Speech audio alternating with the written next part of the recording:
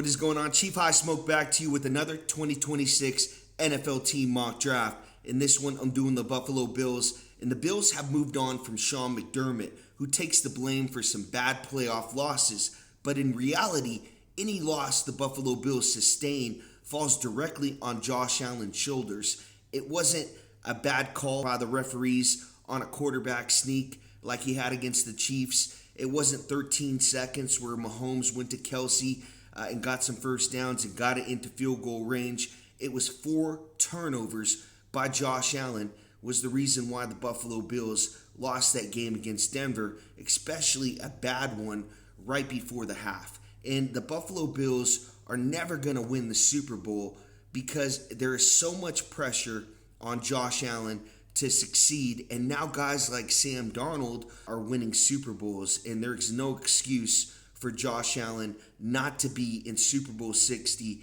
and not to be hosting the Lombardi this year. I don't think the Bills will ever get to a Super Bowl. It's just there's so much pressure on guys like Josh Allen and Lamar Jackson to succeed. Eventually, their bodies are going to wear down, like you're seeing with the Patrick Mahomes. Thankfully, Mahomes was able to get 3 Super Bowl rings before his body started to wear down. I think you're going to start seeing that with Josh Allen here in the next couple years, and really the window starts to shrink. Josh Allen, who is approaching 30 years old, and Lamar Jackson is as well. I've made a video saying that Lamar's days in Baltimore possibly numbered. I don't know if he wants to go with this new regime, but Josh Allen still in the regular season is Superman. He can get the Bills back to the playoffs. I don't think the Bills will ever move on from Josh Allen. It isn't like a situation that you're seeing in Baltimore. Minter, the new coach of the Ravens, could want to move on from Lamar after the 2026 season. Now, how are the Bills going to get out of cap hell? Because right now they are over the cap. I believe $10 million just by doing a few restructures to Josh Allen, Dion Dawkins, and Spencer Brown. Dion Dawkins is 33 years old, and I've heard talk of possibly them moving on from him. I still think he's a top 5 left tackle in the National Football League.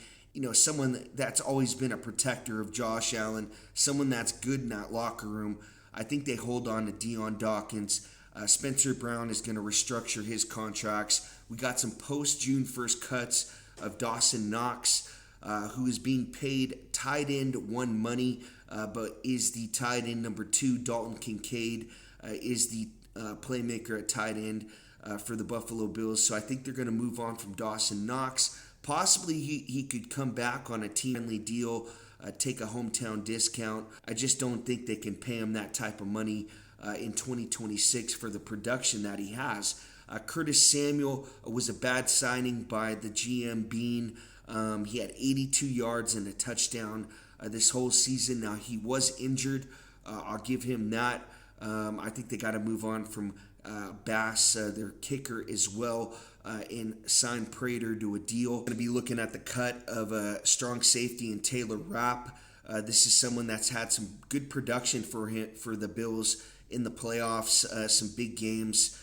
But Taylor Rapp, they're going to move on from him.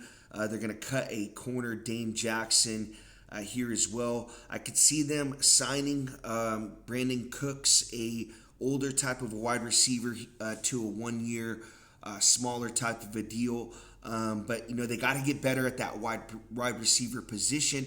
I don't think that they have the money to sign the free agents out there. There are some wide receiver free agents out there. Alex from the Colts would be a good option for them. There are some trades that I could see them doing as well.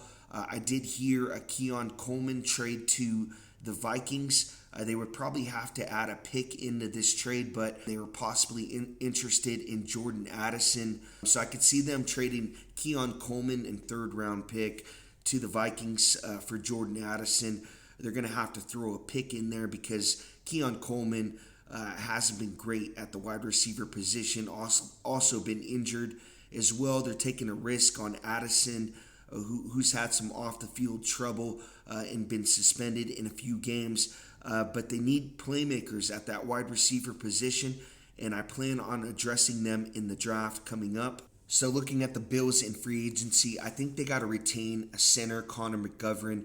This is someone that Josh Allen trusts to snap him the football, but I do have a plan in the draft if they aren't able to retain their center. Joey Bosa, a defensive end. I think he's played his last game in Buffalo. He had a bad penalty against Denver in that playoff game. It was a roughing the passer call that hurt the Bills in that game. So I think they're going to move on from him. AJ Espinosa, this is someone that I think the Bills can re-sign to a hometown discount. Matt Milano, a linebacker that's played in a ton of big games from the Bills, but he's an older type of a player, also has an injury history.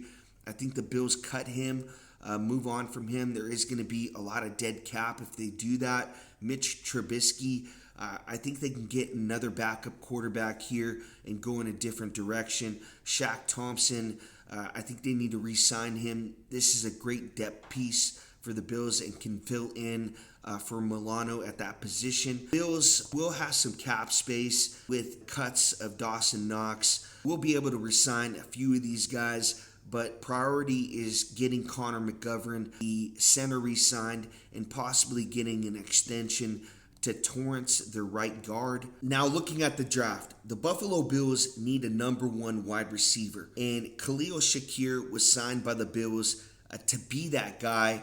And really on the field, all he does is a drag route, a screen. He comes in motion, they flip it to him. There's not much Khalil Shakir can do. Joshua Palmer was signed to a big contract from the Chargers. There hasn't been much production from him. He has been injured, 300 yards, no touchdowns last season. So Josh Allen needs a weapon. They did draft Keon Coleman, and he's been a nightmare at that wide receiver position.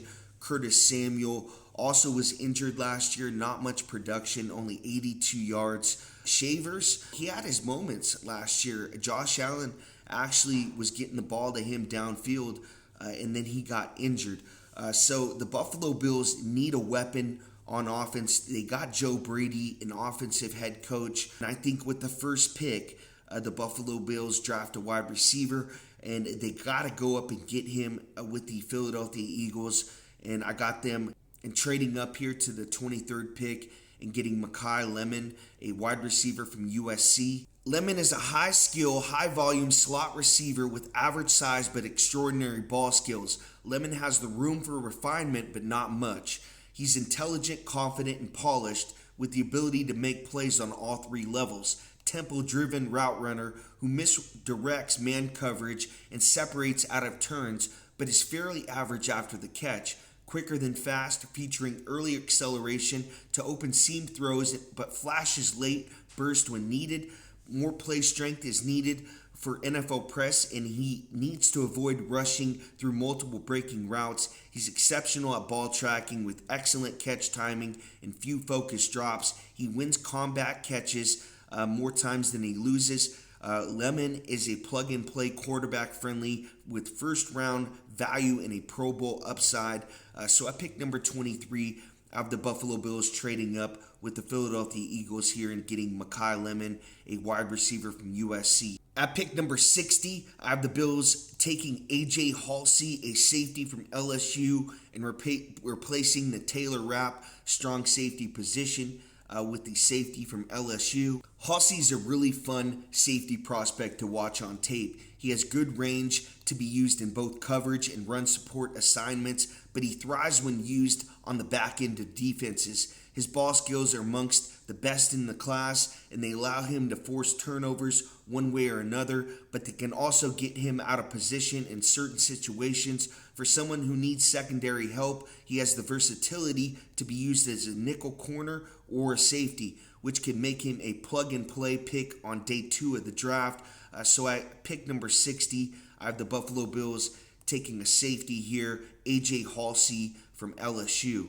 At pick number 91, I have the Bills taking Deontay Lawson, a linebacker from Alabama, and replacing the Matt Milano position here. Lawson is twitchy and covers ground quickly when scraping to the football or knifing inside to disrupt as a run blitzer. His quick flow and pursuit is countered by a lack of play recognition and patience that can place him in the wrong place at the wrong time. He's much better at slipping blocks than he is at taking one on. He has the reactive agility to become an above average open field finisher, but his wrap up and drive fundamentals run hot and cold. Lawson's athleticism shows up in man coverage. When expanding his zone influence, he projects as a run and chase will linebacker with 3-down potential but a limited ceiling. So at pick number 91, I have the Buffalo Bills replacing Matt Milano at that linebacker position with Deontay Lawson, a linebacker from Alabama. At pick number 126, I have the Bills taking Logan Jones, a center from Iowa. Now this is a backup plan if they aren't able to sign Connor McGovern, who should be priority in free agency. So they're getting a solid player here, Logan Jones, who could fill in at center right away, and they don't have to play McGovern big money and possibly spend that money on a wide receiver in free agency. Logan Jones may not dominate the headlines, but he dominates the details. For an offensive line coach, that's everything. He's tough, smart, and consistent. He's the kind of player that stabilizes the front, protects your quarterback, and makes your run game go. For teams looking to solidify the interior, Jones is a plug-and-play solution with long-term starter written all over him at the center position. But if the Bills don't re-sign Connor McGovern, I could see them taking a Logan Jones here in the 4th round to start for them day one at that center position. At pick 166, I have the Bills getting some edge rusher help right here, trying to get some more sacks, get to the quarterback, Michael Kamara, an edge rusher from Indiana who has won a national championship, has big game experience, something that the Buffalo Bills will need in the playoffs. Kamara is aware of his physical limitations, but he makes up for them in different ways. His pass rush arsenal is one of the deepest I've encountered in this draft class, and the movements that he makes is very crisp. Despite not being the strongest or the fastest, he still finds a way to separate himself from other players on tape. Given the limitations that he has, it's hard to imagine him being more of a situational pass rusher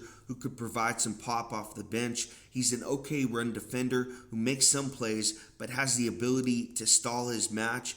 There is some added value in his experience in big games, but he does have durability questions, and people do question if his body will be able to withstand an NFL season. So at pick 166, I have the Buffalo Bills taking a pass rusher here, Michael Kamara, the edge rusher from Indiana. At pick 220, I have them taking another edge rusher here, Nadeem Tucker, an edge rusher from Western Michigan. And then at pick 228, I have them taking a cornerback from Iowa, TJ Hall. But I have no doubt the Bills will be right back in the playoffs in 2026. Josh Allen is tremendous in the regular season, but the only thing to question is what he's going to do in the big game in the playoffs. Guys, if you can, go check out my buddy Daniel Berry Sports Highlights. Daniel does highlights on the NFL, NBA, MLB, hockey, Olympics daily. The best highlights on YouTube if you can't watch the game. Also does play-by-plays on the Lakers, Rams, and Dodgers. Go over there and show him some love. Daniel Berry Sports Highlights. Also go check out my buddy DeCave Cast. Makes draft content and Chiefs content. Really smart content creator. Go show him some love. Has a good show with his buddy Mike. DeCave Cast with a K, K-A-S-T. And also go check out my buddy RNJ Podcast, who makes Raiders content and draft content as well. Guys, thank you for watching. I appreciate it.